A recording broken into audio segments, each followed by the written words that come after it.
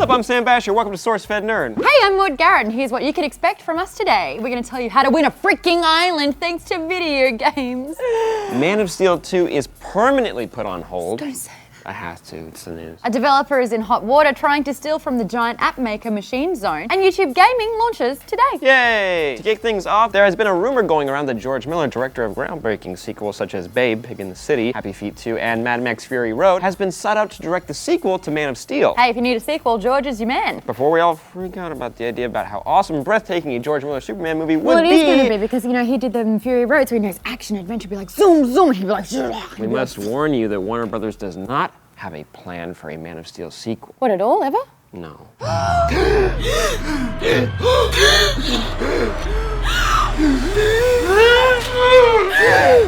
DC's movie schedule is full up until 2020, and based on the piss-poor reviews from critics, I can understand WB's hesitation to revisit that superhero. Also, in my opinion, it's difficult to make a Superman movie that is more than just him pounding the snot out of somebody. And subsequently injuring everyone who's in their vicinity, if not killing them, therefore they spout the anger and wrath of Batfleck.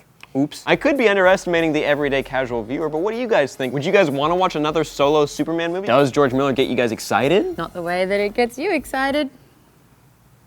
Hey, while Sam feeds his obsession for superheroes, let's talk a little bit about the Hunger Games. Well, a new poster for the final film in the series was released yesterday, showing off the girl on fire in her red Mockingjay suit. We also see the collapsed statue of President Snow, along with the rest of the cast in full tactical gear, ready to take down the Capitol in the final showdown. Wait 1 second, Mom. Sure, this poster is great, but what about the previous poster? Oh, the one where it dropped the accidental bomb? Yeah, that little dizzy. The little poster to mark the start of the 100-day countdown to the release of Mockingjay Part 2. Bingo! This seemingly harmless poster. So why was this poster replaced? Could it be that maybe a hacker took it down to protest the movie? No, that doesn't make sense. Maybe a religious group boycotted it? Nah, it couldn't be that. Oh wait, it's because of a graphic design error that was overlooked. You see, because until cuts off the O to make it look like a C, so yeah, see how the zooming that we did, that helped people figure it out so you wouldn't have to drop a C-bomb. It's funny though, seriously, what's so bad about saying, you know... Whoa! Don't say it, we can't say that word. We can't say that word? We can't say it! Why can't we say that word? We can't say those sort of bad words on any kind of televised thing. Oh, you're right. We can't say it. In gaming news, show of hands, and please, we're all friends here, so let's be honest. Who plays Game of War? You know, the game where Kate Upton and her jaw-dropping body was paid approximately $40 million to use her face and said body for a 4-month campaign. And where the game at one point was raking in $1 million a day because there are approximately 2.4 million of you guys playing it every day. Show of hands.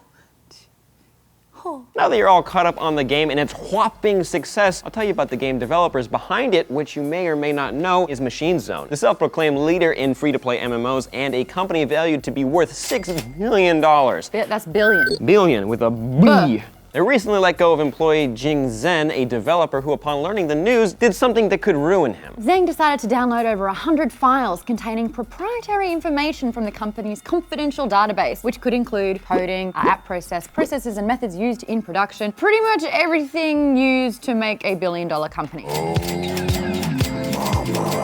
Using his issued laptop, he downloaded and transferred these files to an external storage drive, and then he wiped that laptop as if he was none the wiser. Zhang was found out and was arrested as he was about to board a plane to China. Ooh, guilty. If found guilty, he's looking at 10 years in jail and a $250,000 fine. Yes! Learn a lesson. Never try to pull a Swiftie on a giant billion-dollar conglomerate. Hey, staying on gaming, Google's answer to Twitch, YouTube Gaming, has launched its site and app today.